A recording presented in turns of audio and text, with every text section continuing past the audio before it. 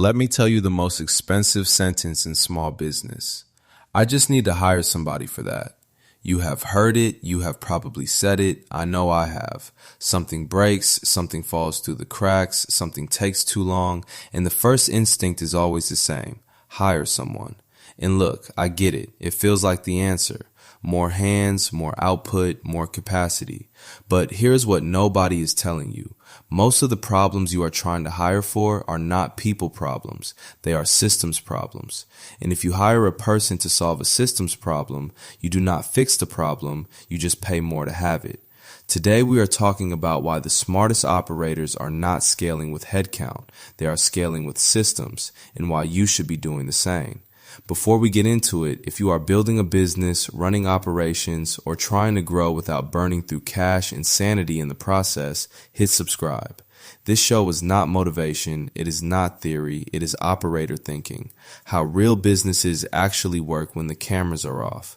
Welcome to Notebook of a COO. There is a narrative in the business world right now that is everywhere. Build a team, hire fast, delegate everything. And on the surface, that sounds right. Every business book, every podcast, every guru on your timeline is saying some version of the same thing. You cannot do it all yourself. You need people. And that is true, eventually. But here's the problem with that advice when it reaches a small business owner doing under $1 million in revenue. It skips a step, a massive, expensive, painful step. Because before you need more people, you need better systems. Before you delegate a task to a human being, you need to know whether that task even needs a human being. And most operators never ask that question. They just hire. And then they wonder why the payroll went up, but the problem stayed the same. Today, we are fixing that. Here is the tension I see playing out in small businesses constantly. An operator hits a wall. Revenue is growing, demand is picking up, and they are drowning in the day-to-day. So they do the thing that feels responsible. They go higher. They bring on an assistant, a VA, a marketing person, a project coordinator, sometimes all four in the span of a few months. And then something weird happens. The workload does not actually go down, it shifts. Now, instead of doing the work, you are managing the people doing the work. You are answering questions. You are fixing things that were done wrong. You are onboarding, retraining, re-explaining. And the cost? That went straight up. Drop a comment right now if you have ever hired someone and realized a month later that the problem was never a people gap, it was a process gap. I know I am not the only one. Because here is the uncomfortable truth. When you hire a person to fill a gap that a system should fill, you do not get leverage. You get dependency. You get someone whose effectiveness is completely tied to your availability because you never built the system that would make them independent. And that is not their fault. That is an infrastructure problem. So let us get into it. I want to give you 3 lenses to look through before you ever post another job listing or sign another contractor agreement. 3 questions that separate operators who scale with clarity from operators who just scale their overhead. Number 1. Can this be automated? This is the first question, and it is the one most operators skip entirely. Before you hire somebody to do a task, ask yourself, can a tool do this instead? Not a person with a tool by itself, running on a schedule without anyone touching it.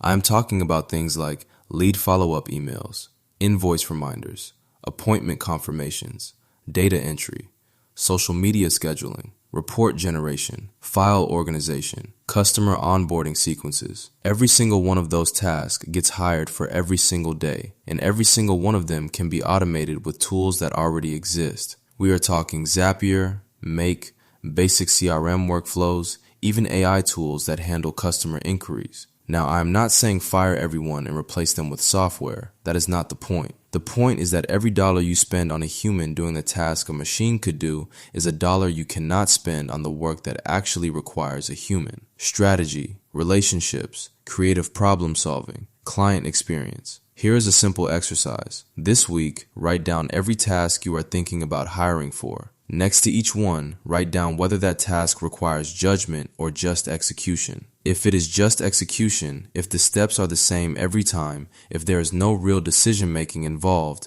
that is not a hire. That is an automation. And the cost difference is staggering. A virtual assistant runs you $1,000 to $3,000 a month. An automation runs you $50 to $200 a month and works 24/7 without calling in sick. That is not a people problem. That is a systems opportunity. Number 2. Can this be templated? Now, some tasks do need a human, fine. But before you hand it off to someone, ask this second question. Is there a repeatable template for how this should be done? Because here's what happens when you skip this step.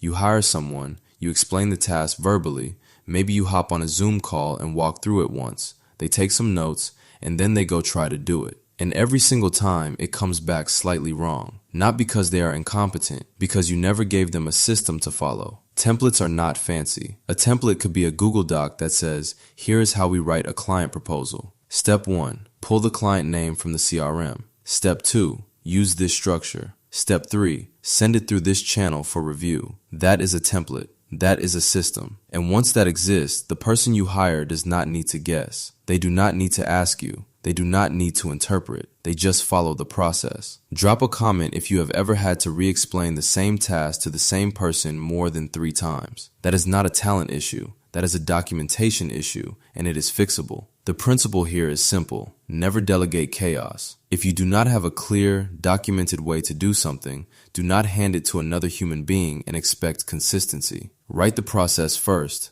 build the template, then bring in the person. In that order. Otherwise, you are just paying someone to be confused, and that is expensive confusion. Number 3, can this be eliminated? This is the one nobody wants to hear. Sometimes the task you are about to hire for should not exist at all. Operators love to add a person, add a tool, add a process, but the best operators I have studied, they subtract. They look at a workflow and ask, does this step actually move the needle? Or are we doing it because we have always done it? I will give you a real example. I talked to an operator who had a full-time employee dedicated to creating weekly internal reports. Beautifully formatted, color-coded, charts, breakdowns, the whole thing. When I asked who reads these reports, the room went quiet. Nobody was reading them consistently. The reports existed because at some point someone said they needed them and nobody ever revisited that decision. That is not a systems problem. That is a priorities problem. And the fix was not a better employee or a better tool. The fix was to stop doing it entirely and redirect that time toward client fulfillment. So before you hire for a role, audit the work itself. Does this task produce a measurable outcome? Is there a clear connection between this work and revenue, client satisfaction, or operational efficiency? Or is this just activity for the sake of activity? Because the most expensive employee is not the one with the highest salary. It is the one doing work that does not need to exist. The operators who scale cleanly are ruthless about this. They eliminate before they automate. They automate before they template, and they template before they hire. That is the order. That is the hierarchy. And if you follow it, you will be shocked at how much lighter your business gets before you ever add another person to the payroll. So here's your action step for this week. I want you to take the last 3 roles you either hired for or thought about hiring for, write them down, and run each one through the 3-question filter. 1. Can this be automated? If the answer is yes, go find the tool. Do not hire a person. 2. Can this be templated? If the answer is yes, build the process document before you bring anyone in. Give them a system to succeed in. 3. Can this be eliminated? If the answer is yes, kill it. Free up that time, that budget, that attention for something that actually moves your business forward. And only after you have gone through all 3 of those filters, only after you have genuinely exhausted the systems path, should you post that job listing. Because here's what I want you to walk away with today. People are expensive. Systems are scalable. And the operators who build the systems first end up needing fewer people, paying them better, and getting more out of every dollar they spend. That is not a cold take. That is math. And if you want a framework to actually build this out, if you want the assessments, the the workflows, the operational systems that make your business run without you being the bottleneck, that is exactly what we built inside the Operator Hub and the Operator Academy. The link is in the description. If this episode shifted something for you, share it with an operator in your life who is about to hire when they should be building. Because the truth is, most business owners are not short on talent. They are short on infrastructure. And the moment you fix that, everything changes. Subscribe if you have not already. Leave a comment telling me where you are in this. Are you automating? Are you still doing everything yourself? Have you hired too fast and felt the pain? Let me know. I read every one. Wherever you are, that is exactly where you are supposed to be, but that does not mean you have to stay there. Until next time.